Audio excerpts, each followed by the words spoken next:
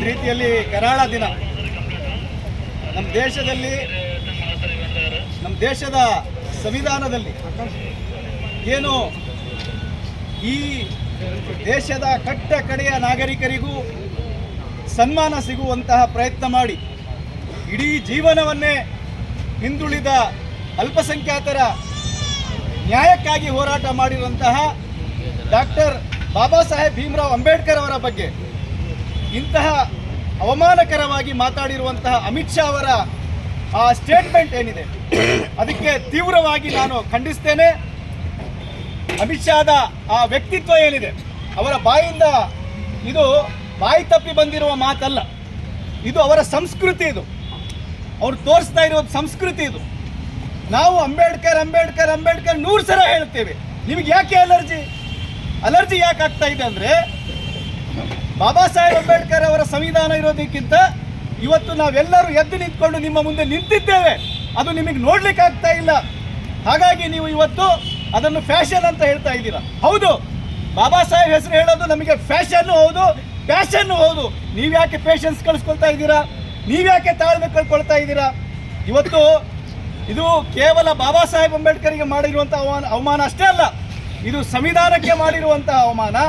ಇದು ಈ ದೇಶದಲ್ಲಿ ಇರುವಂತಹ ಎಲ್ಲ ನಾಗರಿಕರಿಗೆ ಮಾಡಿರುವಂತಹ ಅವಮಾನ. ಹಾಗಾಗಿ ಇವತ್ತಿನ ದಿನ ಇವತ್ತು ಭೀಮ್ ಆರ್ಮಿ ಅವರು ಏನು ಈ ಪ್ರತಿಭಟನೆಯನ್ನು ಆಯೋಜಿಸಿದ್ದಾರೆ, ಈ ಪ್ರತಿಭಟನೆಯಲ್ಲಿ ಕೇವಲ ನಾವು ಬೆಂಬಲ ಅಷ್ಟೇ ಅಲ್ಲ, ಅದರ ಭಾಗವಾಗಿ ನಾವು ಇವತ್ತು ಕೇಳ್ತಾ ಇರುವಂಥದ್ದು ಕೂಡಲೇ ಅಮಿತ್ ಶಾ ಅವರು ರಾಜೀನಾಮೆ ಕೊಡಬೇಕು. ಅಂತಹ ಉನ್ನತ ಹುದ್ದೆಯಲ್ಲಿ ಇರುವಂತಹ ಲಾಯಕ್ ಈಗ ಅವರು ಇಲ್ಲ.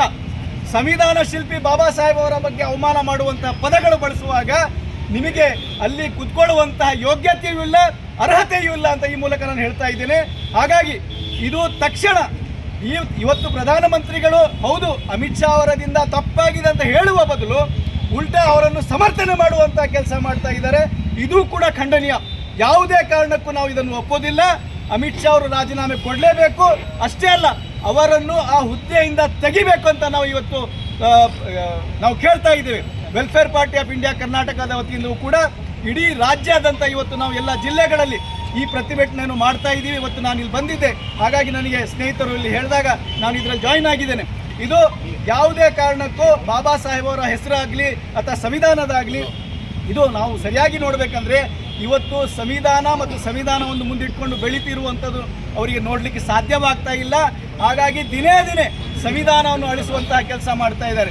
ಒಂದು ಕಡೆ ಸಂವಿಧಾನಕ್ಕೆ ಅವಮಾನ, ಒಂದು ಕಡೆ ಬಾಬಾ ಸಾಹೇಬ್ಗೆ ಅವಮಾನ ಮಾಡುವಂಥದ್ದು. ಇನ್ನು ಇಲ್ಲಿ ಕರ್ನಾಟಕದಲ್ಲಿ ನಾವು ನೋಡಿದಾಗ ಮಹಿಳೆಯರಿಗೆ ಅವಮಾನ ಮಾಡುವಂತಹ ಕೆಲಸವು ಕೂಡ ಇದೇ ಬಿಜೆಪಿಯವರು ಮಾಡ್ತಾ ಇದ್ದಾರೆ. ಇಂತಹ ಕೃತ್ಯಗಳಿಗೆ ನಾವು ಖಂಡಿಸ್ತಾ ಇದ್ದೇವೆ. ಇಂತಹ ಕೃತ್ಯಗಳು ನಮ್ಮ ದೇಶದಲ್ಲಿ, ನಮ್ಮ ರಾಜ್ಯದಲ್ಲಿ ನಡೀಬಾರ್ದು. ಸಂವಿಧಾನಕ್ಕೆ, ಬಾಬಾ ಸಾಹೇಬರಿಗೆ ಅಪಮಾನ ಮಾಡೋರಿಗೆ ನಾವು ಸಹಿಸೋದಿಲ್ಲ ಅಂತ ಹೇಳ್ತಾ ಇವತ್ತಿನ ಈ ಪ್ರತಿಭಟನೆಗೆ ನನಗೆ ಮಾತಾಡಲಿಕ್ಕೆ ಅವಕಾಶ ಕೊಟ್ಟಿದ್ದಕ್ಕೆ ಧನ್ಯವಾದ ಹೇಳ್ತಾ ನನ್ನ ಮಾತು ಮುಗಿಸ್ತೇನೆ. ಜೈ ಭೀಮ್.